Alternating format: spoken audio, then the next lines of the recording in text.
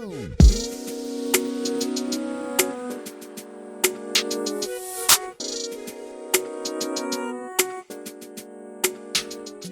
aquí en el canal de YouTube Los Tres Golpes TV, Padre, Hijo y Espíritu Santo. Yes, that's her slogan.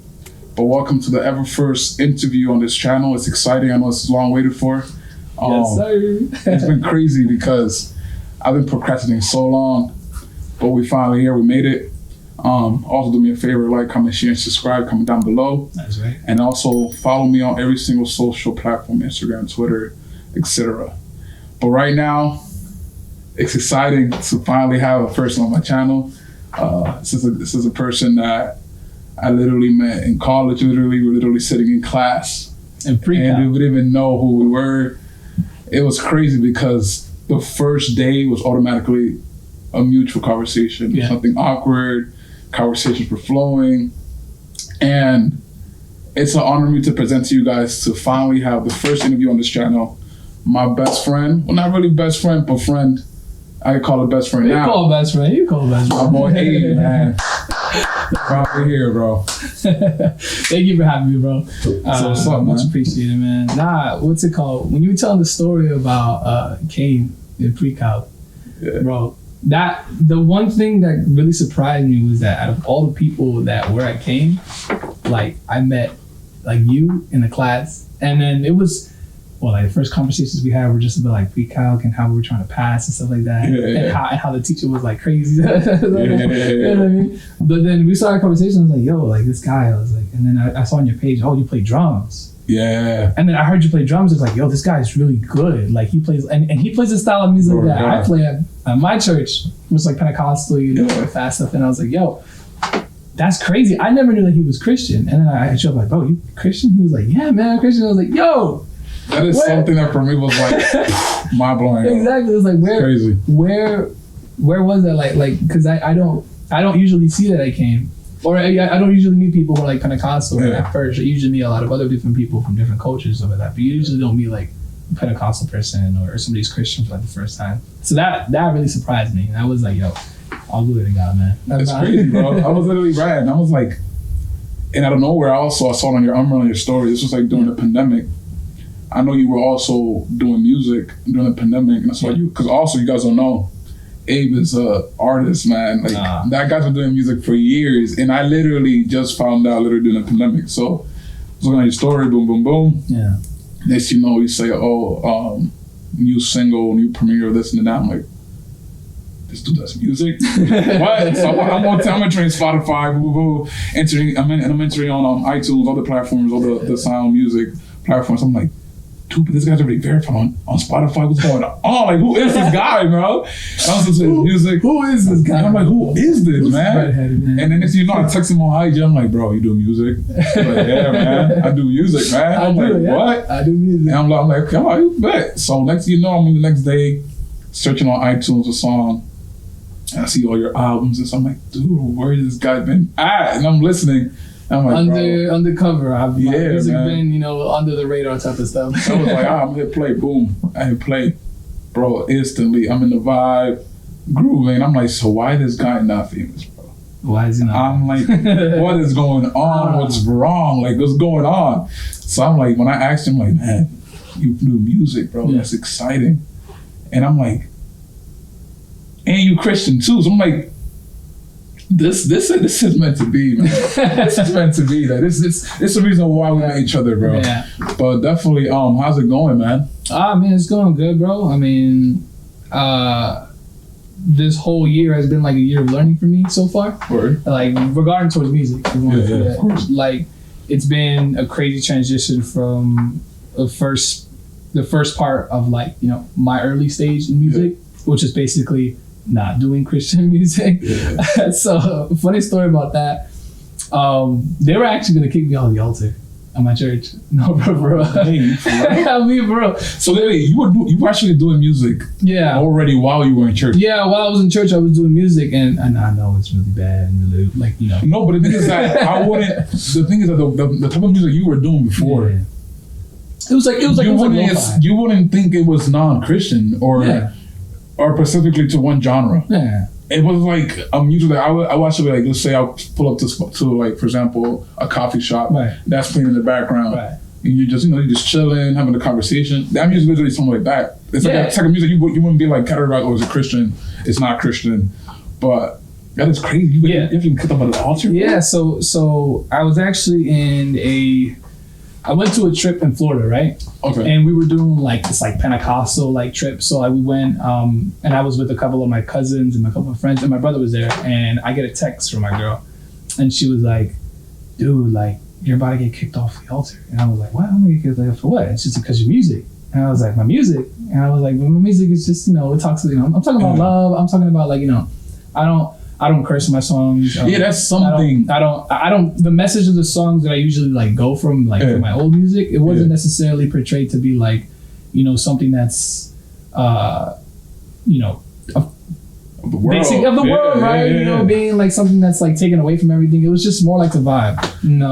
That's what I'm saying. Some people, as a musician, this is like I say, under the advice I give to the musicians. I'm like, we're Christian, okay. And definitely there's also, this, we say in Español, patron, a way of things you're supposed to do it. Yeah. But I'm like, as a musician, you need to hear all genres of music. I think so too. I think it's important to listen to all types. Because that's the way you can literally desarrollar your music ear. Yep. You have to literally fill your ears with all types of music. Right. It may not be, it could be salsa, for example. But it could be Christian salsa. Yeah, and there is a bunch of Christian salsa. Exactly. And I'm like, the thing is that it's not to like throw shit at anybody. Obviously, whoever believes in what. But like, obviously us, the youth, we see things in a simple way. Mm-hmm. People back in the day, the more elderly, they like over exaggerate a little bit. Oh. So it's like, we can talk about that. So I'm like, man, I am a musician where I can't stay all stuck to one type of rhythm of music. Yeah. For example, songo. Songo is regularly boom, boom, yeah. It's a rhythm. I have to change the rhythm, bro. Yeah. Because for me it's boring. Yeah. And also, I believe the way it is to like us to like, conquer other people who don't go to church. Right. You want to make sure they have a good experience, bro. Mm-hmm. So it's like how you want to vibe. Obviously, I feel like, what's it called? CCM? Yeah, that's CCM like the normal like. I feel like that music saved what was going on in church, to be honest. Yeah. Because it's like we were so accustomed to one thing, something had especially how we grew up on like the Pentecostal vibe. That's what I'm saying. Like you will never hear that type of music. Well, it probably was there, but it was where it wasn't that tweaked to where it is now, to the sound it is now. Which is amazing because the music now is more low tempo, more slowly. Yeah. And it gets you into like the thing of worship. That's one thing I told people a lot. Like, man, you don't really want to judge something unless you try it out. Right. So it's like, listen to this. I remember I gave somebody a pair of headphones, literally somebody who was not Christian. Yeah. I was like, put these on, bro. And I actually put one of your songs on. I put the Which one? For Haven? For Haven. Oh, I put the one that it's, what's it called? His name, like that. Jesus Christ. Was it? It was a single before the album. Was it called Grace and Mercy? No. All My Heart? All My Heart. Yeah. Oh, listen to that, bro. That's the one. What do you think? I'm like, bro, I feel like I'm in church.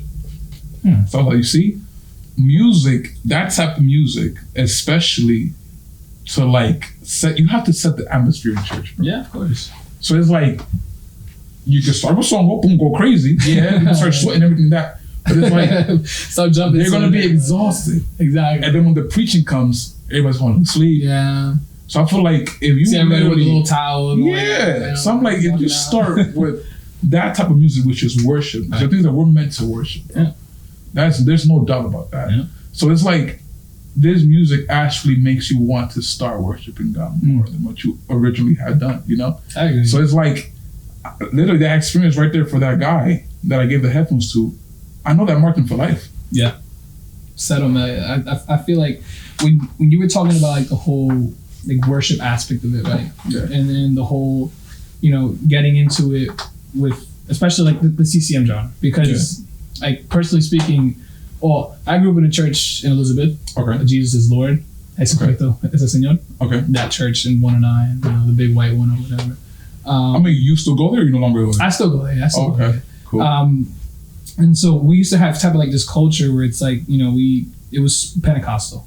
It was straight Pentecostal. It was like really, it really pushed the scene of like everybody in there. Yeah. Everybody's gonna, go crazy, jump around, speaking tongues, all that stuff. That was the culture that I grew up with, right? Yeah, and then I was born and raised in church. Yeah, exactly. I feel like we definitely know that. And so when it transitioned into like the whole CCM aspect of it, because then like the youth, the old youth of my church started playing like CCM, like Jesus Culture, Hillsong, right, all that stuff, all these famous bands, and then the church culture started transitioning into not just jumping around, yelling, doing all that stuff, but also like being intimate and getting in with God. Exactly. And in a way, it was like CCM. That type of genre of music kind of puts you like in a like, okay, like it's time to like kind of be intimate with Jesus now. Yeah. And I'm not saying that Pentecostal music doesn't do that, because I feel like it does in certain, because people who are not necessarily, it could be old or young. It doesn't matter. Because also, like I said, we can't just stay stuck to one thing. Right. There's gonna be times we want that Pentecostal back. Yeah. We want, all that beautiful stuff we experienced back in the day. Like it's always good to refresh that in there, But it's like, it's kind of crazy how we're so stuck kind of in the Pentecostal church where they just stuck to one thing, and only one thing is like allowed, That's the one issue I feel like that churches now have been having, the whole like, okay, we're gonna stick with this type of music because that's what we're used to, and it's not about, for me, music specifically, like Christian music specifically, and it's not about the rhythm of it, but it's what you're saying. It's what you're, singing, because lyrics have power, words have power. So whether it's Pentecostal or whether it's CCM music or whether it's rap, whether it's country or whatever you want to put it, if it's directly towards Jesus, if it has a message for the church, if it has a message to God, and you're singing it from your heart, and you're like, God, this is what you put in my heart to sing. This is what I have for you. Then it's like, it doesn't matter the type of genre of music of it. But I feel like the problem in the specific Pentecostal church is that it's really stuck to one area. And I feel like that's what limits them from kind of exploring and kind of knowing like, okay, like how can we branch out, but not get out of our doctrine, right? Not get out of what this church was established for, but how do we innovate? How do we get better at these things, right? And that's something that churches nowadays, I'm gonna talk about my personal experience, right? Like with my church especially, kind of struggles with, because we innovated and we're getting a little bit out of our shell now, but before it was like really stuck to one thing, and that was it. And if it wasn't that, then forget about it. Get out. You know what I mean? Especially like the youth, and I feel like you can relate to this. Like the youth were kind of like oppressed in a way back then, and pastors wouldn't really listen to us because they think that we're dumb, or they think that we're like young, and we want all things, party and stuff like that. It's like, well, no, we even though we want to innovate, it doesn't necessarily mean that we want to take you out of, like I said, the doctrine. It doesn't mean that they want to take what's outside of the context of the church. Like, no, we want to keep it how it is, but we want to innovate so we could attract more youth, fill the church seats, and bring more people to Christ, because that's the goal at the end of the day. And also, we have to think about, it's like, you see, years are going past and years are accumulating.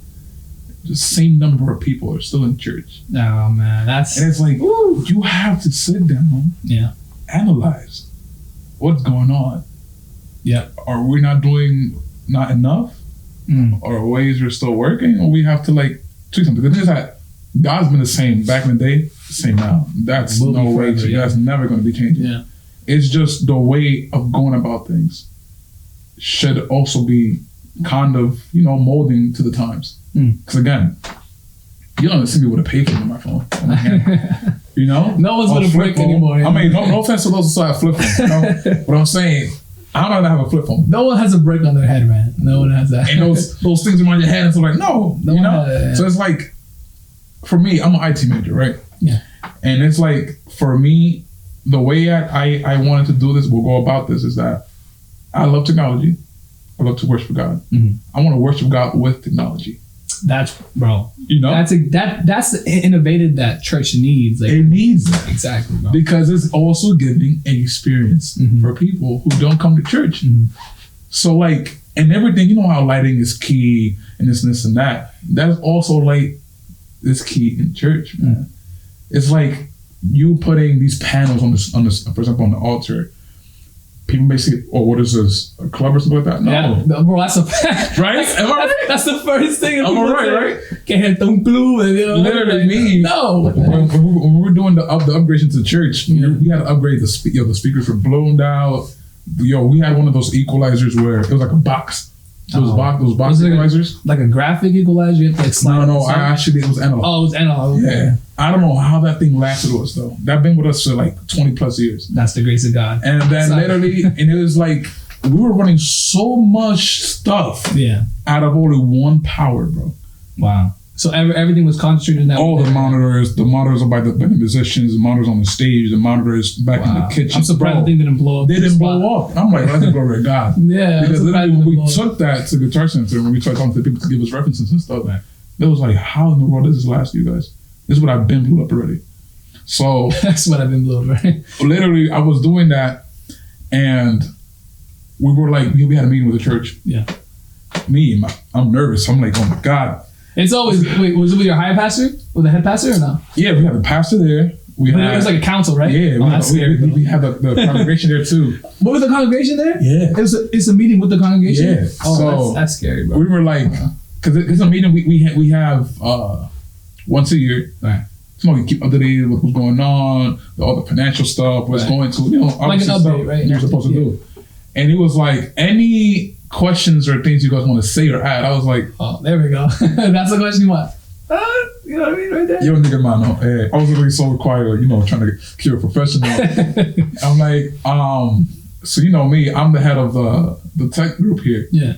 We need to upgrade now before it's too late. Ahorita lo que debemos hacer. Yeah, right now. Because I'm like, you see all these feedback, you also get annoyed when you can't hear yourself. There's something going on, right? The speakers are done. So I was like, yeah. He was like, yeah, pero. That was big. Pero. There's more important things to handle right now. That's when it starts with the, So I was literally saying, like, man, hold up. We fixed everything. Yo, drums, beautiful. You see my drum set. No, it's sick. Man. Instrument is beautiful and that. But I'm like, we're missing a key element here, which is sound. Sound, yeah. We cannot go another year without a good sound. Yeah. So I convinced them. We all agreed upon it, the pricing, all that stuff. We literally calculated everything. And then, listen, I didn't have to say anything. I was in my head, I'm like, yo, please God. If you can put TVs in here, bro, come on. Two little TV monitors. Bro, my friends were like, yo, we put in TVs. I was like, there we go. Okay. So literally, now we're starting. So I was like, okay. So I was like, okay, boom, boom. Yeah. And then we started upgrading the speakers, but they're not power speakers. Which so they're passive? They're passive. Uh-huh. So I was like, for me, man, speakers are speakers, Yeah. The good thing about speakers that are passive is like, when you have the separate power amps, you get how much noise you want. Yeah. Something's already amplified, it restricts you to a certain sound. So for me, I wasn't really, hiccup about it. So I was like, okay, whatever. Yeah. So we had some JBL 12 inches, and then they installed the TVs. I was happy. And then, you know me, when things get excited, I'm like, okay, let's keep going. Let's keep going. Let's keep it going. And then I was like, okay, we need lights now. Like, we need stage lights and this and that. My pastor was like, hey, hey, poquito. He also understood what I meant about it. He's like, yo, I want it too, but like the majority of people here, someone Ciano, they're still not accustomed to it. So oh my gosh. We gotta like, slow digging into them. Yeah. So we got TVs. Everybody was like, ooh, this and that. They were excited. I'm like, see what I told you. So I was like, it was something exciting. I'm like, yo, technology is so important. Yeah. I would say there's bad things about technology. Definitely. Obviously, we can't control people or come into whatever they want to do in their lives. But it's like, if we who have we have the word of God, we have the right tools for it, let's use it and make it something bigger than what it is. Right. Instead of like having technology like be something that's oppressing us or something that's like something that's bad, right? To the church especially, like, use it for good. Exactly. God didn't put TV screens just for it to show bad things. No, God put it there, so the church could use it as well. And also because we were so accustomed to like going to Staples every single month, printing out a long sheet of like paper looking thing for like a sign or something for every event we did. I'm like, and then we had to sweat our heads off to literally wrap it up. I'm like, yo, bro, we scratched that. We do that exact same thing for our retreats though. Oh, for real? Yeah, bro. In our retreats, we still do it. We print this. What was our message? It said prosiguiendo a la meta, something like that. Yeah. And so we kept on doing it, and we still print the signs out, and we put it on our little retreat thing there. Oh, okay. Yeah, it's crazy, bro. We still do it, man. And that's one thing too. I was like, listen, you guys have TVs on, right? So no more printing staple stuff. Literally, go on Word doc or something, do a flyer, and boom, right? Put it on the screen, yeah. Or you can use ProPresenter. ProPresenter. Yeah, that's what we use. And that was also one thing to like, what's ProPresenter? I'm like, bro, you guys are missing out. You're missing Literally, the lyrics, la programazione, literally the schedule for the week. Upload it on the TV. Yeah, upload it, and everybody can see it. Literally. So now that it's been about 2 years since we did that. Now they're like, man, we need bigger TVs. I'm like, oh. Now you and the thing is that also in the kitchen in the back, I don't remember my church how it looks like. So this is a story I kind of wanted to tell because your church used to be our church a long time ago. Yeah. In Franklin. Yeah. Yeah. So we used to rent that church a long time ago. And it's funny how now you're going to that church and I met somebody. And it's crazy, bro. Yeah. Right? It's a small world we live in. Bro. It's crazy. Small. So I'm like, yo, we were going to end up meeting each other some way, how? Bro. Yeah. But no, about the kitchen, I have seen it before. But remember, this is a long time ago, so I don't know how. Kind of before it had staircases before in the back, but I don't know now they removed. So back there, when we have like, I believe every first Friday of the month, or every second Friday, we have the Federation services, right? Oh, okay. So sometimes when they touch us in our temple, we need to open up the huge big doors. Yeah. Put seats there too. So we was like, man, we need speakers back there.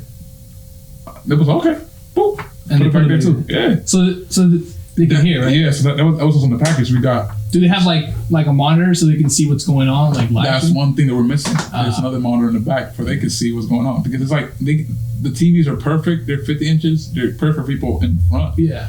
But once you start running back, it gets a little. It's lost. Yeah. So I've seen churches do the two roll down screens, like the boards of that. I forget what they're called, but they're like white screens. Projector screens. Yeah, there you go. Projector screens. I can't believe it. Yeah. So they usually. I know. Have you seen churches that have like two on the side? Yeah. And that's we were gonna do that, but I was like, man. Because I know my church, we have one in the middle, but it's weird because it covers the middle of the sign, Jesus Lord. Exactly. So what we're trying to do is we have space on the top, so we can put two on the top, and then people from upstairs and downstairs can see, good. So I was like, man. Also, we're trying to get line arrays too. Bro, that is the next thing I'm trying to convince them to do, bro. The line arrays, man. The thing with line arrays and what's good about line arrays is that you can get even sound from each speaker. So each speaker is attentively lined up right. As a rack, right? And each speaker kind of points somewhere at the direction you want of the crowd. But the good thing is that each speaker has the same exact sound. So what you're getting from up top over there, you're getting from the bottom down here. And that's what's kind of beneficial, especially for churches like ours that are pretty big and that have space. I think it's necessary because you see venues, you see churches have, or sometimes point array are good too. Doesn't really matter. That's true. But line array for me are specifically something that I want to invest in my church. I want that. But that's a conversation I have with my pastor. Oh yeah, definitely, because they ain't cheap. These speakers about $1,000. Nah, they ain't cheap. Yeah, they're not cheap. For sure, I told these people, cause I have a guy in DR, and he's my long friend, and he also does sound staging. Right. And he showed me, bro, I finally got some line arrays. I'm like, how you got line arrays before me, bro? Dang. But yeah, in DR, nice. So I was like, for me, the way I look at it, it's a good investment because you're gonna sound everywhere. Yeah. There won't be no false in sound.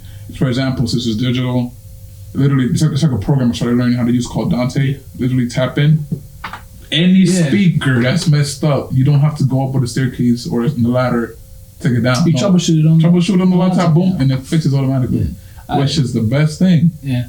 Because now it's like, for example, before we upgrade the system, we gotta go upstairs. Take the whole tweeter out. Yeah. Replace that tweeter. Wow. It's ridiculous. But line arrays are very, very, very nice. I've seen a lot of churches go into like this whole Dante audio system. I don't know if you follow this guy. His name is Jake. He's from Churchfront. Yes. You know what I'm talking about? That is my guy, bro. So shout out to him, man. Yeah. So I don't know him at all, but I've seen his videos like that, and he's like super smart. All this smart. there's so much things I learned up to that channel, bro. Yeah, church networking stuff that you can definitely look up It's stuff crazy, there. and it's crazy. I email him too all the time. Yeah. All the Did you time. respond? Yeah, bro. He does. Yo, that dude, he knows what he's talking about, bro. Yeah. Literally. And it's like when we all went hybrid during COVID. Yeah. Bro, COVID was nuts. The whole world paralyzed. Nothing was working no more. Like everybody was just like That was awkward. that was an insane transition for COVID and stuff like that. Bro, and I was watching his channel. He was like, man, however, you're like, I think his church rents. They don't really have a church. Yeah, they rent. They rent. So, bro, I started learning how to do like these mobile things where like I could literally take my video stuff with me in a little box. Like, yeah. Bro, things that I would never think of. I'm like, man, this is smart. That's like things are so portable now. There's kind of no excuse for you not to create. Not anything. And I think that's a conversation that many like young people today should like have. You know what I mean? Oh, yeah, it's like you can take this exact setup and put it in the middle of the street and it'll work. Just like it's working in here. Yeah. Like you see those mics where it has the whole moon looking thing? Yeah. Bro, you can literally go outside and record a whole album. Exactly. And there will be no over effect, no sound, anything else. Just you and your voice right there. Yeah, I've seen so many live performances. One of my favorite bands in Valley. They did this sick Capitol Records in Toronto. They were outside and they were all the way on the top, and they did this sick like live performance. And the audio sounded like they were in a studio doing right? it, but they're live outside. Yeah. What? It's the power of mixing. It's the power of like how to record, how to run, mics, how to place them, so that, how to, And that's something that I tell people all the time. Like, yo, it's not. It looks easy. Yeah, it looks easy, but it's not simple. It's not. Like I could literally have two guys. I'm like, okay, put that speaker there, put that speaker there. But now I do the hard work and just go upstairs in the mixer. Okay, you start talking. Yeah. I'm like, it sounds beautiful, man, but you didn't know what I had to do to make it sound like that. Though. It's a lot of hard work, and I feel like that's something that the church specifically needs to appreciate and understand for sure. The amount of people that put in their hours and work, and not only in like the Pentecostal scene, but other churches as well. Like our church got flooded, and so it ruined all of our sound equipment, everything that we used for the retreat gone. Speakers, subs, mixers. You're telling me the sound system that you use to go what's it called? To the retreat. In the wild. Oh no! That's bro. That's for Haven. I was shook. I'm like, no way, bro. Nah. So this is for my church. Okay. Everything got destroyed. So now, we're trying to redo the basement, clean up everything. But right now we're at our sister church, which is in South River. Okay. And that's where my studio is at. Bro, how far is it from here? So it's about a 30-minute drive to 25 minutes to be honest. 25 from my house is like 25. I got my studio there. And I still have to go to that studio, bro. Yeah, bro. I'm telling you. Me and you, we need to record something. Always invited, bro. You're always invited. You can bring a whole drum set in there. We have a nice booth. It's constructed it's completely insulated. So there's 4 walls. Oh, you walk in, it's automatically. Yeah, so there's 4 walls in between the control room and the booth. So it's a wall, space, wall, insulation, space, insulation. So it has like pockets of air between the walls. What that does is basically it just conceals. Oh yeah, definitely. So when you put it all together and you build the room and all in total, you clap in the room and it's completely silent. It's a dead room. And it's crazy because I was watching the video on that. Yeah. And the guy was literally, he was funny. Okay, so I have my bedroom next door. We want to put the movie theater on this side. Right. But it's like, it's not simple. Like I can't just put a wall, isolate it with insulation, and then put sheetrock, then put some like, it's like a certain pad. Yeah. Like, I should put all over the whole wall. Yeah. You're still gonna have some leaks. Oh. So he was literally putting a wall, less space. Yep. That boy put insulation. Put another wall. But it was like literally very, very, very, very thin. A thin wall. Then he added a wall with the spray foam thing. Then he added the last wall with insulation, bro. Yeah. It's a lot of technical stuff, but they built this in what 1999.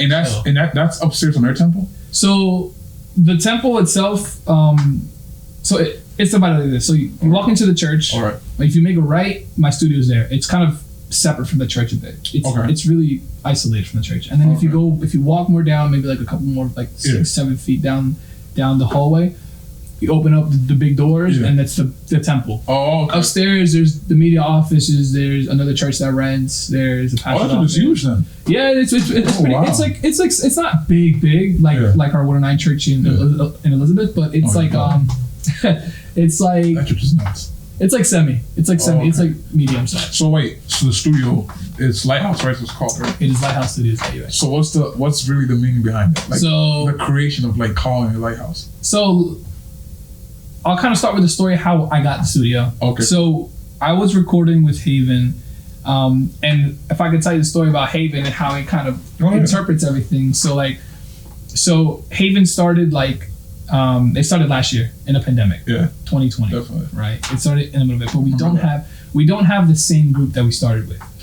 Bro, I was gonna ask you that. So I'm gonna tell you that story. It's crazy. Right. So I'm gonna tell you that story. So we were riding out, right, doing all this music stuff like that, and we started recording in that studio, but it was beaten down. I'm talking about walls, and there was a bunch of bugs in the room. And it was that's dirty. annoying. It was like a time capsule from like 1995, bro. It was Ooh. insane. It was dirty, but the room itself was still really good. It was still Okay. insulated, the double doors, everything. It was really nice, super nice.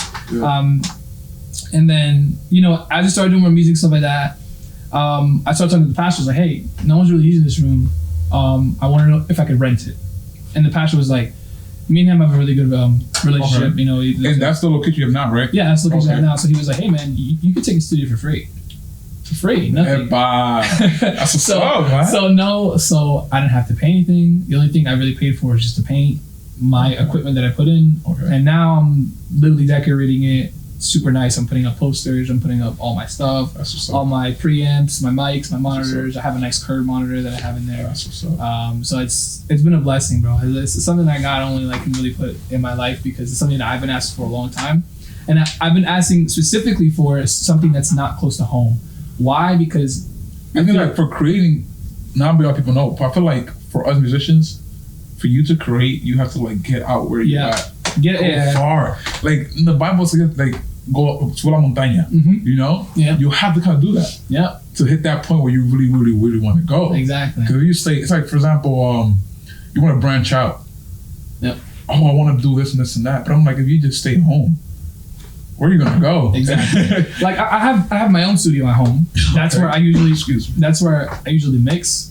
Okay. Because I have like my own like little control room. Like it's kind of my room is insulated. It's like semi insulated. Okay, It's not cool. like insulated like my other studio. Cool. But yeah, bro, it's been amazing. And so how the story of kind of Haven plays out. So the two different groups, right? We have two Yeah. different groups now. So it's a funny story. You have two groups. So no, it's not two groups anymore. It was It was two groups. it was actually one group, and then it kind of transformed into a different group. So Oh, okay. so to kind of let you know what happened. So we had our last worship night May 21st, right? And This year? this year, yeah, Okay. yeah. So you were there, Yeah, so, where- so I'm not gonna name any names, just to, No, out of no. privacy and respect. Yeah. And so we kind of had this moment where they weren't happy. I mean, there was a lot of internal conflict with themselves. They wanted to start their own group. So some of the singers and some of the drummers and the pianists, they wanted to start their own group. Okay. They wanted to leave because they felt like, God called them somewhere else. Okay. And we can get to it a little bit later, but so they left on a FaceTime call.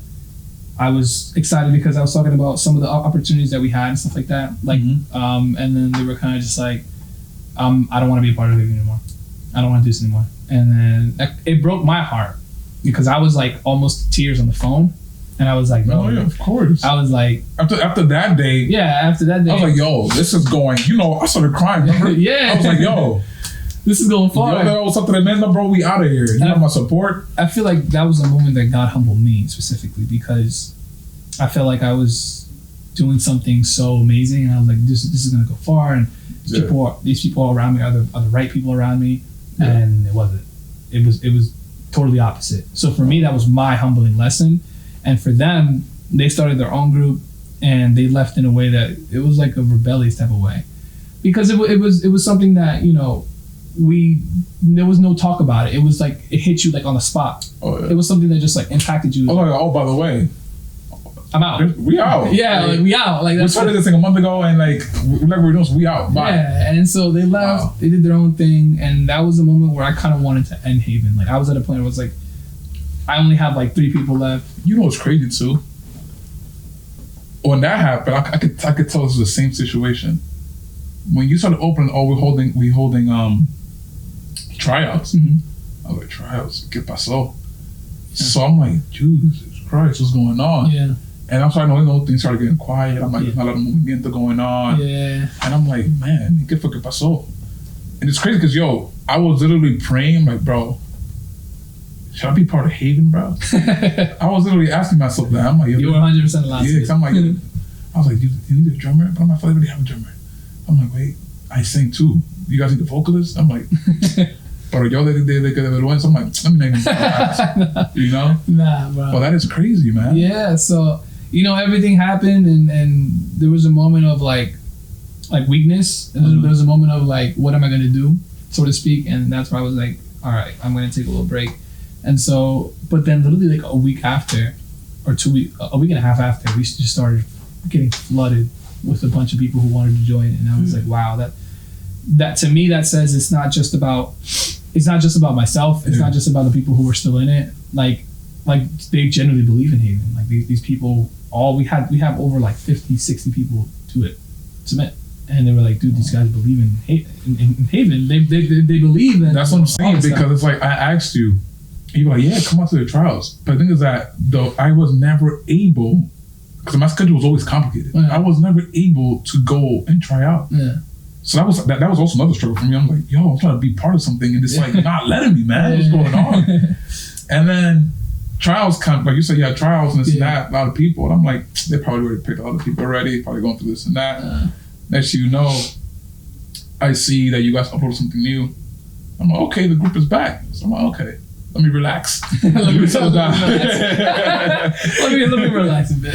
Nah. But yeah, bro, continue on. What were you saying with the group situation? So we started getting flooded with new people, and then eventually we narrowed down to the people that we have now, which is, just to shout him out, Alex Romero, which is Joel's brother. Yeah. He plays drums. Sick, amazing drummer. We have a guitarist named Jacob. Yeah. He's super young. He's only 15, but he shreds the guitar. My brother, obviously, on the bass, he's the same one who stayed. Nice. Jason, who was our second piano player in Haven, so he moved up to first. So he was already there. Kayla Diaz, who is an amazing talented singer. Bro, her voice is nuts. Yeah. I don't know all their names yet, but there's one, the May 21st one. There was you in the middle. Yeah. Then you had a girl on the right side of you. I don't know her name. Let's see. Did she have glasses? No. Was it? I think you're talking about Kayla next to me, the one with the G skirt. Yeah, but she's on the left side of you. Oh, the other one. Yeah. The other girl. Yeah. Or her name was Chris Beth. Oh, okay. She's still with you guys? No, she's the one that left. Also. Yeah. There was also another girl too on your left as well after Kayla. I think that was another girl named Deborah. Yeah. She's also with you guys now or more? No, she was just helping us out that night. Yeah. You need to keep her close, bro. No, she was just helping us out, bro, with the vocals, man. She was helping us out. She's an awesome person, but she was also helping us out. The girl who stayed was Kayla. Kayla. Bro, I'm happy she stayed, bro. Yeah. To be honest. Yeah, the whole reformation and Kayla stayed and everything. Well, she was there that night. She was there that night, actually. So she stayed after the whole fiasco that happened with Haven and stuff like that. Yeah. But the most important thing that I take out of that story, it's not to condemn them or be like, no, definitely because they left, now they're gonna suck. No. Like, things happen for a reason. Yeah. If God called you somewhere else, hey man, who am I to judge you? Who am I to judge you? Know? Yeah, exactly. The only thing is, because there's always something that creates, like I say, like a burning fire in our hearts. It's like, why did that happen, right? Yeah. And it's crazy because God always works in a way that's like, man, there's things that are gonna happen in your life. Yeah. You're not gonna understand it. Mm-hmm. But como el tiempo pasa, I'll let you understand. Yeah. And that definitely lit a fire under me, because it was something that I was like, not because they left and because of they left, that I'm gonna like start actually doing things. Like, because one, God humbled me tremendously. Okay. Two, that was my lesson learned with trusting people like automatically. And like learning trust for me was something huge, bro. Like huge. And so like for me, that was something that I knew that I couldn't just give away my trust to anybody like that. Oh, you're right. Yeah, and so that's something that I learned on my own. And we go biblically, bro. Yeah. The Bible says, "Maldito el hombre que cree en otro hombre." Literally. So it's like, and you kind of analyze the situation. You come like literally leave your body there. You come out. You start analyzing it. Like, I wish we did that. It's my fault. Yeah. It's my fault. So I believe in giving. No, definitely. I feel like automatically. there's a lot of thoughts that I have where I was like, I shouldn't have done, and I shouldn't have constructed the way that I constructed the group from before. Yeah. But I feel like it was necessary. I feel like for me to learn the lesson, for me to go through it, early on in the year, I was like, it's my fault and stuff like that and all that stuff. And then towards now, I'm like, it sort of is my fault because obviously I'm the one who put it together. You should have just hit me up, bro. To be honest. I'd be like, yo, I should hit up Joel, bro. Really? In a way, it was like it wasn't sort of my fault, but then I was like, I learned this for a reason. I went through this for a reason, and now my mind is not there anymore. My mind's out of that, and my mind's what we're doing now, what is Haven now, how it's reformed, what God has for us, and how many opportunities that we've been given, bro. Like we've been given an opportunity to play in England next year. So because we've connected with a radio station, UBC. Shout out to them. I want to ask you. Pretty awesome. I'm like, how did that happen? So Chloe is an amazing broadcaster. She discovered our music. So we sent her music out of a chance, right? We're just, all right, if this happens, if it doesn't, right?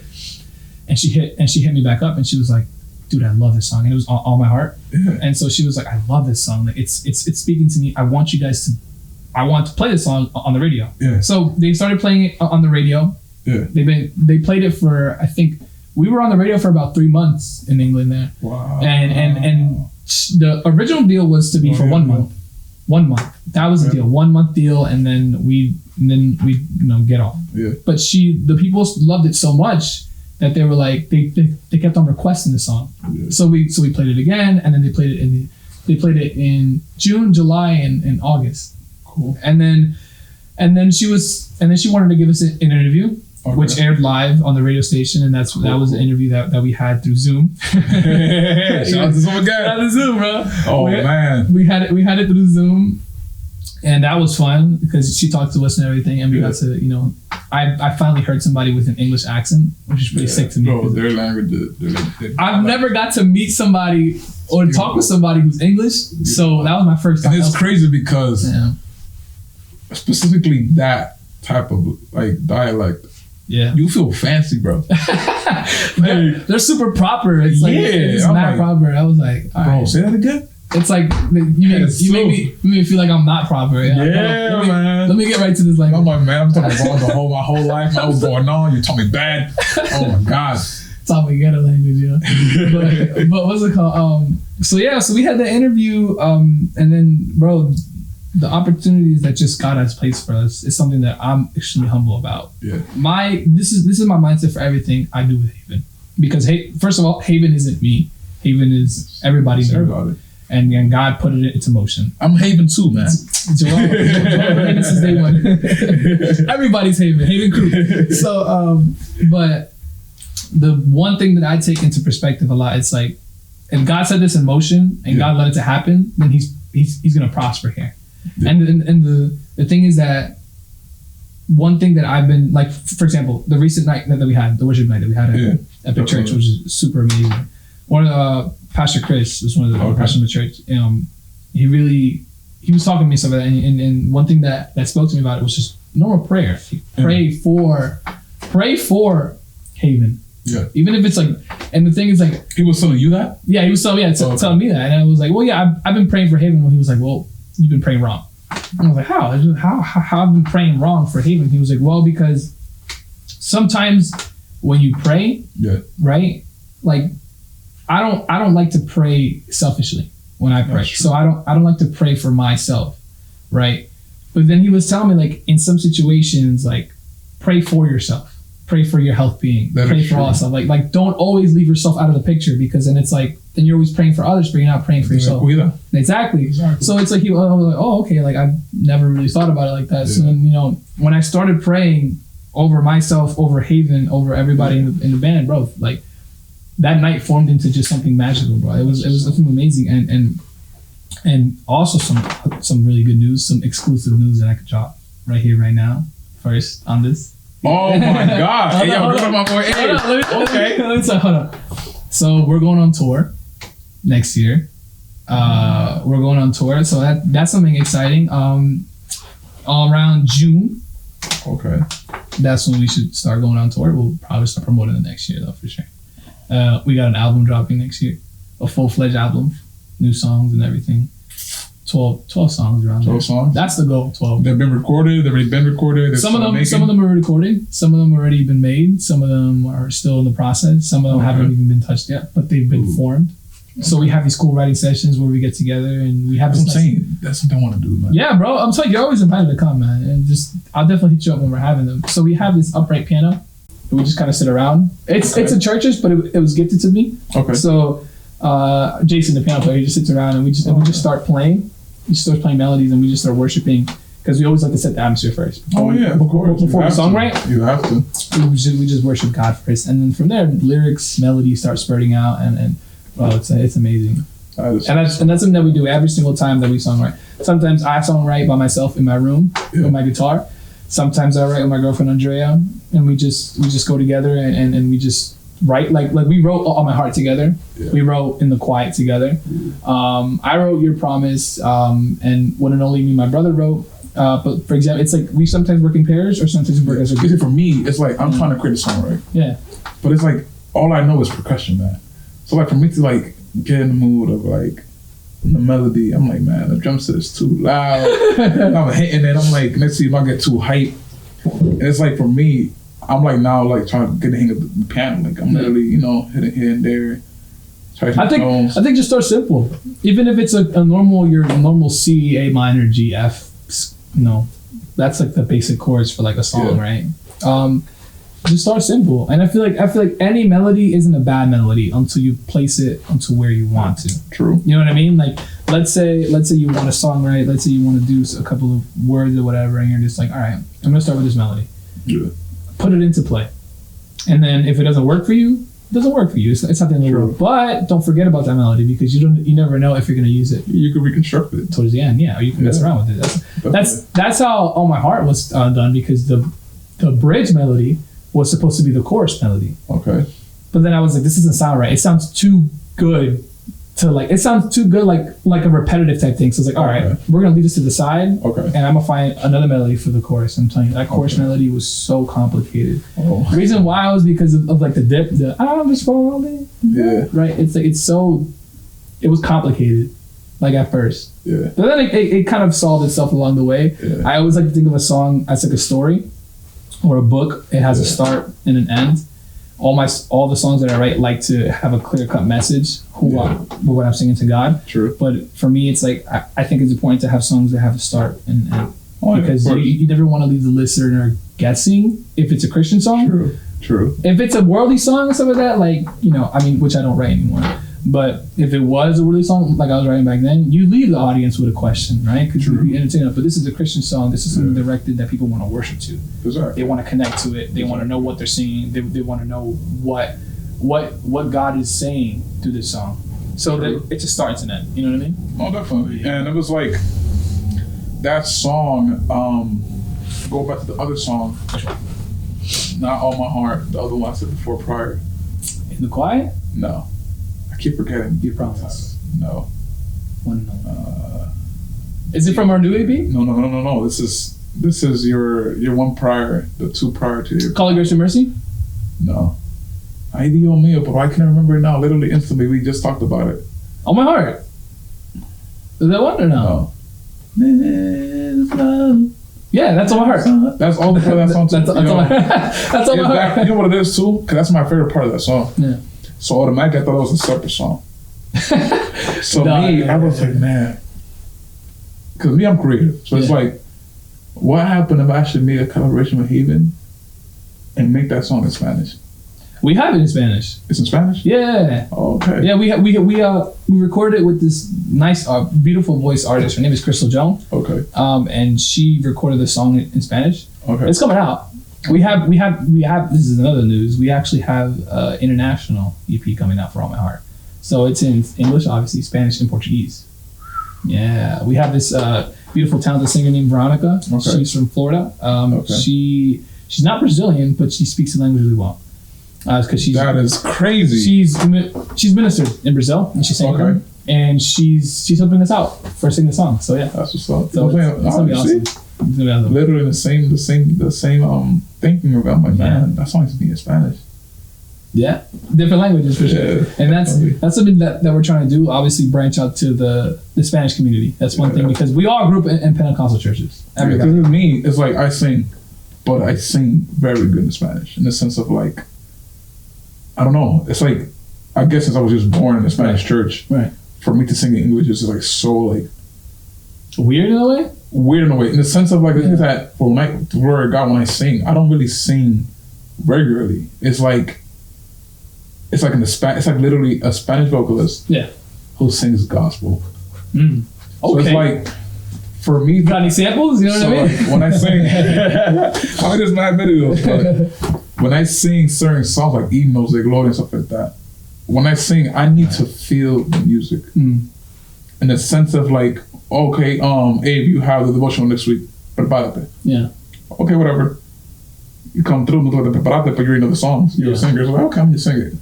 There's a difference when you actually prepare yourself and when you don't prepare yourself in a sense. Yeah. So for me, when I'm singing, all the time, I'm like, I'm not gonna cry today. I'm crying. Because it's like, no matter how old the song is, right. It's just for automatically, I feel it, bro. Yeah. So it's like, mind you, I'm playing drums while I'm singing. Yeah. So like, people will think, oh, people probably aired out. Me, I can keep going. And people say, it gets to a point where like, yo, yeah. Because it's like sometimes they ask me to go help them out. Yeah. I'm like, okay, come on, mind you. You want me to help you out? I'm gonna make you feel the music. Yeah.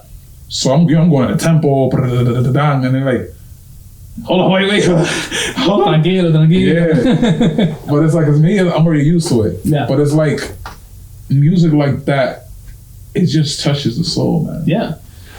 Most importantly, I love old hymns, like, you know, for example, like Agnus Dei, and that's what I'm saying. Other songs, you know. All those old music too. People think like I don't know. They think that it's like, oh, CCM music is taking over now. Nobody's into the Nari de Gloria. Then they get mad because we sing, you know, songs like that we sing now. Yeah. It's like, I'm like, we're not gonna forget about those old songs, bro. Not. Like right now, what I'm trying to do also, if you come back with that too, hopefully, we can literally retake those old songs and turn them into something new. Yeah, I've been seeing mad churches do that. A lot of churches do that. I remember I was into a group one day and they took a song that was literally Nari de Gloria, and I'm like, but it sounds like a worship song, bro. Yeah. Dude, I was like, this thing is nuts. Yeah. I'm like, man, bro, there's so much stuff you can do with music, bro. People don't really know. I'm telling you, we actually were going to do a rendition of where are these live, right? You know, Agnus Dei, and we were going to do it. And when we did the rendition of the song, it was like CCM. It was like worship. Yeah. It's not how it was before. Like, and it doesn't, and it's not the point to change the lyrics of the song. It's just the point. It's kind of just, you know, modernize it in a way. That's what I'm saying. It can kind of attract, you know, other people and other youth, especially, right? Because that's like my goal. Like, especially like with Haven and stuff like that, we really oriented to the youth. That's our goal. But it's open to everybody. That's what I'm saying. It's like the reason why I created this channel too is because I'm trying to show the youth. It's like, bro, being Christian is not boring. It's not boring. It's not boring, bro. People are like, church rules and this and that. I'm like, bro, man. It's the best thing when you actually like start looking at yourself before and after. Yeah, that's the best thing in the world, bro. You will never want to leave church, bro. There's so many testimonies that I've heard from people. I'm talking about from like literally dirt to like golden roads in a way. You know what I mean? It's like it's crazy how much God can change people, and I think that's something that people tend to forget nowadays. You're like, oh, God's just this fantasy creature, or he's just like somebody who's like not even present in my life. He's like You know that you're like breathing him every day. Every day. The air that he created. Okay, science and this and this and that. I'm also explain to me how you're breathing. Yeah, it's just how is that happening? No, because this and that and the Big Bang, this and that. So how did that happen? Like who let that happen? I think there's so many like and I'm not gonna be like too specific, but I know that there's like a couple of scientists who try to prove that God doesn't exist. But at the end of the day, they end up believing. They end up saying that there's a higher being in a way. But when they try to say there's a higher being, they're trying to be technical. But they know it's just like. But they know it's like, man. They know God. All of this talking, we're back to where we started. There's a God, bro. There's a God. There's a God, and He exists. And He's not dead. He's alive, and that's it. You can't go over it, man. That's the point. Because it's like, okay, what you explained is kind of like, okay, cool. Yeah. But how did that get to that? Like, how did this show up here? Who put this here? You know? That's an interesting question. There's actually a story about somebody who challenged that question of being like, oh, God's dead, basically. Yeah. And I think they went to his old tomb site. You know, like the whole, like when the stone was rolled away. Yeah. And there was blood. Okay. And that blood was living. The blood was still alive. It was still running. Oh, wow. Still fresh. And you know what that means? It's alive. Exactly. Like it was a significant moment of like, God's not dead. Like his blood is still alive. Yeah. He's alive. Heard that movie that they created with this music Christian band, God's Not Dead. Yeah, Newsboys. Newsboys, bro. I love that band. Yeah. It was like I feel like it was really good too. When that happened, it was like something happened in the world, bro. Like, it was like they had to create that song. They had to create that film. Yeah. Because it was like so much doubt. Like, yeah. Right now we gotta create this, make the world understand, man. Like it was a clear cut message, and it's funny because the movie actually like it challenged the question: is God alive? And it also had characters in the movie that were atheists and were trying to like. Exactly. But at the end of the movie, it's like everyone knows, even atheists know, there's something higher. There's something higher than them, and that humans follow. Exactly. And that what that is, I mean, to different religions, it's different people. You as an artist, yes. Where do you find inspiration to write music? Inspiration from music. Yeah. So what I usually do when I'm writing a song or I'm like doing like for the first time of the song, I usually block out. I usually block out all music. Okay. So I don't listen to anything. Okay. I don't listen to my favorite bands. I don't listen to any type of inspiration. The main thing that I start doing, I just start messing around with melodies on the piano or my guitar, and I just start like writing. And everything that I write is translated from the Bible into my music. Okay. So every lyric or every type of message I try to get is literally constructed from a verse, a chapter, a story, and I just put it into my music. But I usually try to block out all music because I don't want my music sounding like anybody else's music. You know what I mean? You're right. So that's like I think that's a standpoint for every creator. Oh, yeah. They shouldn't really copy anybody else. Because it's not original no more. It's not original. Yeah. It's like that brand. No offense to any brand. It's like that brand Essential. Everybody has an Essential, so it's no longer essential. Essential waters, essential. Yeah, I get you. Like, come on. Essential T-shirts and that's Fear of God, isn't it? I don't know. Probably is Fear of God. Yeah, I think so. I'm not. So I'm like, man, I always want to get one of the cities. I love cities, but I'm like, everybody's seen it. They're like $100, isn't it? Yeah, everybody has them. I'm like, it's no longer essential, man. It's no longer essential. Everybody has it. It's like those dunks, the pandas. Oh, I talking about those dunks. I mean, dunks are dunks. Yeah. You get other colors. That's what's different. Everybody has the same colors. Like, come on now. Come on. Yeah. So, bro, right now, I have 10 questions. All right. You answer them, and then we'll close off. Gotcha. All right? Let's do it. So, what are the struggles you have now in the sense of, like, you still have to, like, go over it?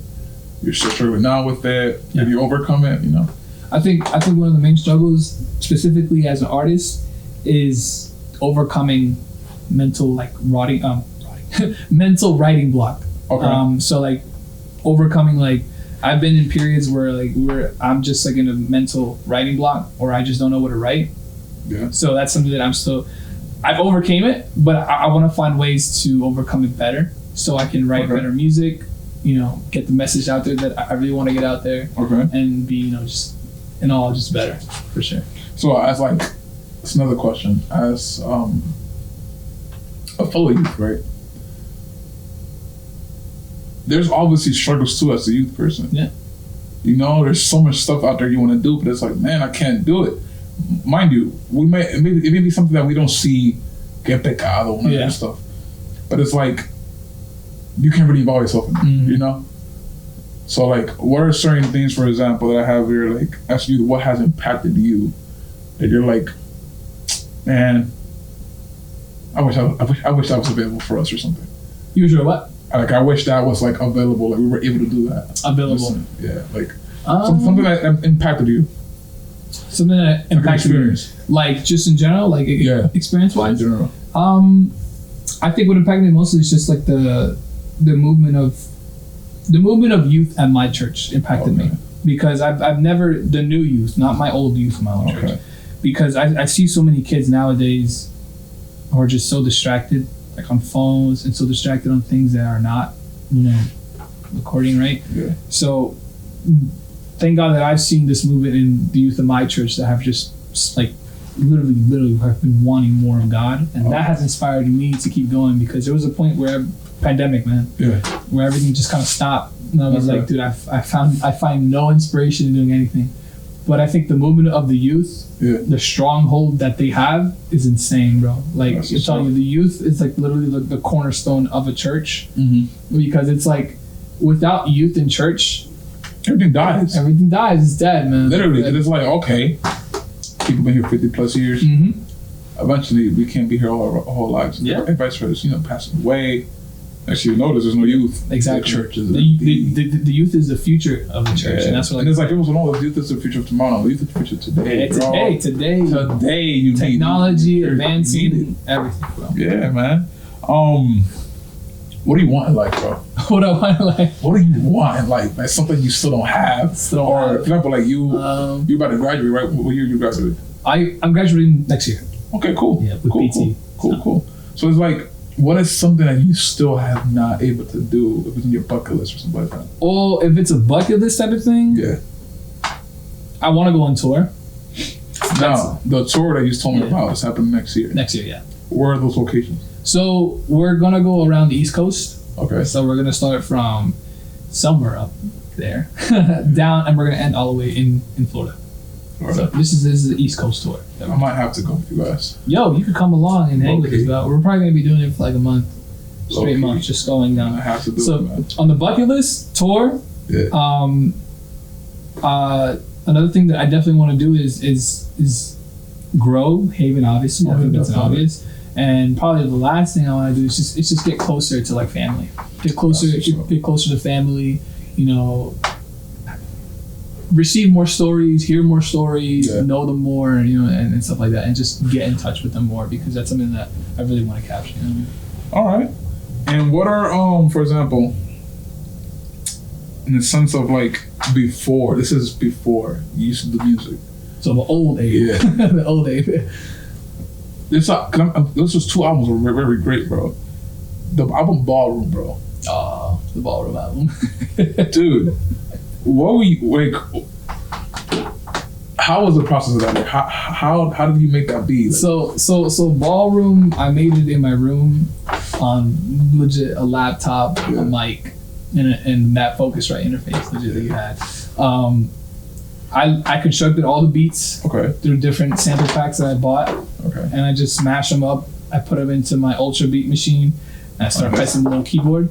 But Ballroom was an inspiration of like me coming to a ballroom, like a legit ballroom, somewhere where you could dance, and just I imagined the songs that I did there on the whole album, the whole 22 songs, to be played in a ballroom. And my favorite song from that album is Redeem, for sure. That's my deepest one. Word, bro. That's my deepest one. I'm inspired, bro. That's my deepest one. That's the also album you did, the Growth one. Growth. So that was my last album that I put out. I wanted to put it because I wanted to show that there was growth within my music. My old music, obviously. And I think there was a substantial enough like growth in lyric wise, in beat wise, and production wise, and there was a lot more complicated. Yeah, I feel like there was like a mixture of songs where like I created these songs and I never were able to put it out. We put it out now. Yeah. You know? So it was a mix of that, and it was a mix of new songs that I just wanted to do to kind of get out there and be like, Cool. this is my last album that I'm putting out as my old self. Yeah. And I know that, you know, God has called me to do something else that's away from that. But for sure, bro, Ghost was something that I really put my time into, man. This thing you told me about last time. Obviously, you already explained already with the situation with Australia and all that stuff, right? You also, I remember I saw one of the live streams you guys did on IG. Talked about how you guys have different producers. Yeah. How you guys mix the music and stuff like that. Yeah. How is that? Like, where's the locations at? So we have producers in DR, Republic. This guy named Derek. Okay. A super amazing, talented guy. We have another producer out in Oakland, California. I've been working with him personally. His name is James. And somebody else in Mexico. His name is Jesus. Okay. He's actually working on his new album. He actually produced a type of like fast-paced track. Okay. Think about it like if it was like Laney mixed Okay. up with like type of like Arizona to beat. You know what I mean? For those who don't know what we're talking about, as musicians, this is burger language for us. We're talking about music. It's just that there's different genres of music. Okay. Yeah. He's a great producer. He's really talented. Cool. Cool. How did that happen though? Like, how do you make all this communication with these people? So basically, bro, I think the one in DR, that was a connection through our group, through one of our band members. The one in Oakland was my personal connection. He worked on music before when I was, AB before. And the one in Mexico, I literally hit him up on IG. I was like, hey, bro, I love your stuff. Can we work together? He was like, yeah, bro. Fire. That's why it's like times I'm like, yo, there's never a stupid question. Just ask me. Bro. Man, bro. Go for it. I've seen people, like the pastor that was at the other event, he said that he hit up 20 pastors that were all verified. He was like, can I just get 10 seconds of your time and explain something to you? At least one of them responded. Hey, you got efforts to ask, it should pay off. Exactly, it should pay off, man. Never be scared. Never be scared to kind of do what you want, man. Crazy. Just put it into perspective, man. Also, another question was, what's next? I know you are an artist, obviously. Yeah. Are you gonna stay as like just Haven Group Abe, or are you gonna also do something separate on your own? Like in the sense of like, okay, you're part of a band, yeah, but you're also a single artist. Yeah. So like, are you still going to do that, or are you just going to stay? So I think right now I'm definitely going to stick with Haven. Okay. I think it's something really important. I mean, it's not bad. No, in the sense of like you can do both. Yeah. But go ahead. I definitely, in a future thought, for sure, I think I would love to do my own music, like down the road, right? But right now, I'm really loving Haven right now. It's something that God put in my heart. It's something that I know that I'll be there. That's my family in that group. Bro, everybody from top to bottom, I love them a lot. It's literally a family, bro. So, and we're just making so much music that's so out there, bro. Like it's amazing. I'm talking about the type of music that we're making, the lyrics that we're writing. It's something that's just it's pushed forward, bro. It's amazing, and so, and the most important thing that I'm kind of taking out of this and like the whole what's next type of thing. It's like what's next is like literally like whatever God has for us. True. That's the what's next. Like I'm just here for the ride. I'm here for just to be here and just play music for God, and wherever He likes to take us is wherever. I listen to some people like, yo, we may go to different churches. It's okay. It happens. Yeah. We all play for one God. Exactly, man. That's what's important, bro. Yeah. Obviously, future goals, like, my personal goals, like obviously go on tour, drop an album, play at different venues that I've always wanted to play at. Bro, we're going to have a coffee house this year. No, next year. Yeah. Definitely going to have you guys out there. Hey, bro. Yeah, appreciate it, man. Definitely. Yeah, that's something that we've been literally postponing for years because the pandemic happened and something happened prior. Yeah. So. I'm excited for that, bro. Yeah, definitely. Hit me up whenever you want, man. Let's do it. What question was this? This was number 6? Or 5? Like 7. 7, right? All right, cool. These people, for example, I know everybody in your band has a story, right? Yeah. Of course. We'll get them on this channel too, and then we'll figure it out which station or not. But it's like, out of all of them, like what made you tell, like, man, come on, be part of this? Like just like one member or like No, all of them. All of them? Like what called you in the sense of like, man, you look like you could be in my band. Come on. So I'll kind of give like a quick rundown for everybody. So Kayla, Okay. I think the main reason why is because I've been friends with her since I was a little baby. I think she carried me at one point. I don't know. Kayla's older than you? Yeah, she's older than me. Yeah, she's older than me. I think she's older than me like 3 years. I never thought that. So you're like both the same. No, she's older than me. We've been friends for a long time, and I love her to death. And she's really talented vocally. The reason why I wanted to bring her to the group, not only because of her voice, but because of her personality and the she'd bring it. Andrea, my longtime girlfriend, my ride or die. Hey, she doesn't live here, right? No, she lives in Rutgers. She lives somewhere in Rutgers. But she's Rutgers here, right? Yeah, Rutgers here. Okay. Rutgers here. Cool. But she has an amazing voice. She's been somebody who's been with me for all my life. Oh yeah, definitely. And so, just because of her amazing voice, personality, she's been with me for the whole my life. She understands me from top to bottom. So, and because of her and how she adds her perspective in the music, because she's a songwriter herself. Ooh. So, I mean, she could tell you that one day for sure. Cool. And how God uses her. Yeah. I needed that on my team. I need someone like that who's going to really put songwriting in perspective and be like, well, this is how.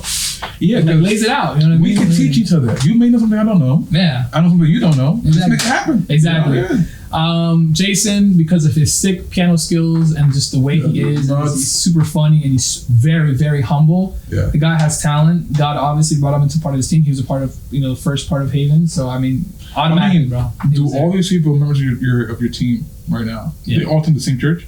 We're all from different churches. Nice. Yeah. So that's why Jason. My brother, he's an amazing bass player, and I've always wanted to have one of my relatives, like somebody like my brother. I don't have a sister, but if I had a sister, I would put him in the group too. True. So I've always wanted to have that, and he's in there because of his talent, the call that he has in his life, and just because he's my brother, and I definitely wanted him in the group just to be in there. I have Alex, the drummer. You know him, Joel's brother.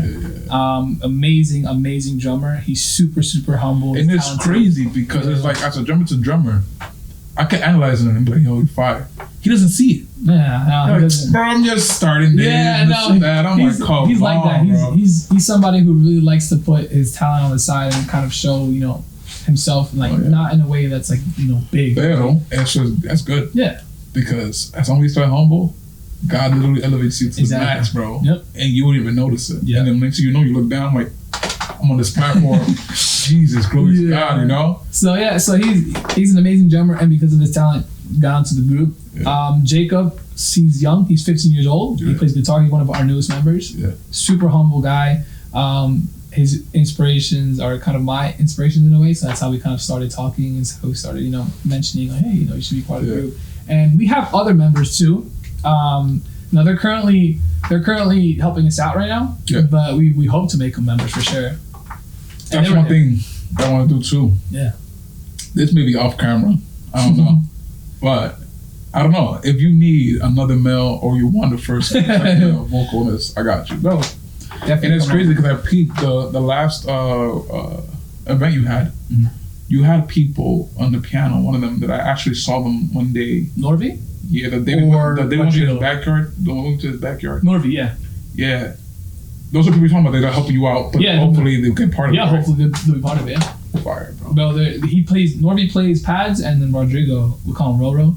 Bro, he's amazing on guitar. We need to get him time too. He's amazing.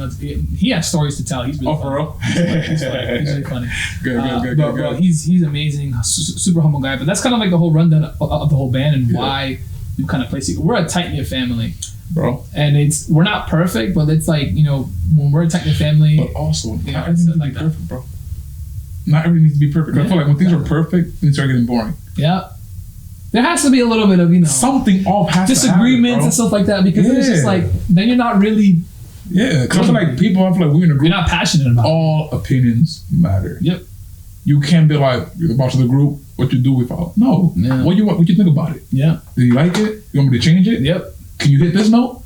That's actually always how it is. Like, it's never my decision. It's always like a group decision. Because I told people too, when I was friends with the people in my church, I'm like, listen, I know what I could do. Mm-hmm. I could hit notes crazy, but it's like I don't want. You can go up. Yeah, so it's like I don't want to make you feel uncomfortable, Right. and then the next practice you don't come, you know. Yeah. Or for example, my way is the only way, Right. and if you hit that note, then I'm sorry, I don't know what to do. Like, no, That's man, true. all the fingers matter, bro. Yeah. So like that's great. That is amazing, bro. No, yeah, it's amazing. It's I'm telling you, I thank God so much for just the group coming together, like legit. That's what's up. And one more question, bro. How is your mom, bro? I know I saw her the day of the one we did at Avalanche, right? Yeah. She was in tears, bro. A lot of emotions going That's on. my mom. How was that experience for her? I know I definitely should probably talk to you a lot afterwards. No, she's amazing. She's doing good. She really supportive of the band. She's supportive of what we're doing here at home. You know, I'm telling you, if it's all for the glory of God, she's on board with it, and she's definitely gonna be on tour with me. Cool. Oh my yo, madre. Gonna drag my parents throughout the whole time so they could be there and kind of experience everything with us. Because man, it's fun. I'm telling you, like I told you before, like the one thing I wanted to really get on my bucket list down is grow with family, be more. Because for me, I feel like as long as you have God, family, and then what you have to do, the band. What else you want, bro? I mean, you know, the one thing I tell it's like this isn't at all the worst lifestyle. This is the best lifestyle that you could live. Being Christian, Definitely. having that relationship with God, following in the steps is the best decision that you could ever make. Yeah. It's the best decision that you will ever make. True. Because being with God and walking with Him and everything, I tell you, bro, yo, it's the best thing. life is very simple, but it's we who complicate it, bro. Yep. That's actually really nice you said that. We literally complicate it for no reason. Yeah. If we were just to like not feed our ego and just sit down and listen, bro, the world would be a different scene, bro. But it's that we complicate things for no reason. It's like, for example, if I do something, I ain't do it intentionally in a way where like I only thought he in the box. But then you have somebody else think, oh, you did that with intention. Oh, you know? Then something else, you know what I mean? Then it becomes complicated. Bro. Life is simple, bro, but we complicated. Exactly, bro. And also, one more thing that you want to say to the viewers in the sense of like people who do go to church, don't go to church, youth who are like, for example, they want to come to church, but since they have opinions in their ears about you can't go to church because I said so, or they want, like, for example, they have people next to them like, bro, you really want to do that? Yeah. Did you know what's going to happen when you become a Christian? You know? Like, no more partying, bro. No more partying, no more drinking. And that's one thing too, bro. Listen, I'm also a DJ too. Yeah. Me, if you come to one of my parties, a Christian party, you're going to have fun, man. Yeah, it's not about taking the fun out of it, you know what I mean? But it's just like, but to tell like the advice, I think that being a Christian is not being in a religion. It's being in a lifestyle. It's being in something that you take all the time. You know what I mean? It's something that you breathe. It's something that you walk with. And so many people get lost with this translation of religion being, or Christianity being, the white man from Texas who is against abortion laws and all that stuff, and being so like, no, man, like being a Christian is having that love of God in you. Yeah. And they'll see it when you walk. They'll see it when you're around. You know what I mean? Yeah. And it's the best decision. Like I said before, it's the best decision that I ever made when I was young, because I used to be crazy and I used to want to do things outside of the box, and I used to want to rebel. And the world brings you nothing but everything that's wrong and sadness and everything that's outside of God will bring you legit the worst to you, to yourself. Because I've experienced it a bunch of times. Many of other people have experienced it a bunch of times. My thing is, anything outside of God, any lifestyle outside of God is like something that you'll find yourself, and you'll eventually catch yourself and be like, oh yeah, what am I doing? This isn't right. This isn't something that I want to live. I want to go closer to God. So my advice to you would be like, pull up, go to church, try out Sunday, talk with somebody, and I mean really talk with them. True. Sit down with them, be like, why did you choose God? Ask them that question. Yeah, be like, man. Why did you decide to give up 30, 40 years of your life and come to this service every single Sunday? Ask them that, and they'll tell you, and they'll open up many stories that you'll be like, wow, this is something really good. It is all for not asking a simple question. There we go. Look, you tying it back to the beginning. You would never know. You don't ask, man. I'll tell you, testimonies and asking people like, what's up? Like, hey, how'd you do this? bro, it brings back and makes you realize like, wow, that's just one out of the 40 that kind of have the similar story of like, God's the best decision. This lifestyle is the best decision that I've ever made. All right, bro. Yeah, bro. Yo, this is a blessing, bro. Thank you, bro, for having me. It's an honor to be able to do the first interview on this channel, bro. It's a blessing to be here, bro. It's a blessing to be catching up with you after a long time, and bro, I'm gonna tell you, man. Specifically speaking, like, I thank you because you've been somebody who's really put this into perspective, really put this into like an actual, like you saying it, and now you're doing it into words. And I pray that this platform, this podcast that you're going on, like will grow. Amen, and it bro. will 100% grow as long as you keep on praying, as long as you keep on going at it, and bringing in different people with different stories. This is just first of many, bro. Oh yeah, definitely. Remember this. Like, comment, share, and subscribe. Comment down below. And also follow us on our platforms. Follow him also on IG. Yeah, you can also follow Hayden Worship. Yeah, so definitely it'll be linked down in the description below. Remember this. It's your boy Joel. Sin Dios, la cosa le salen cara. Bye.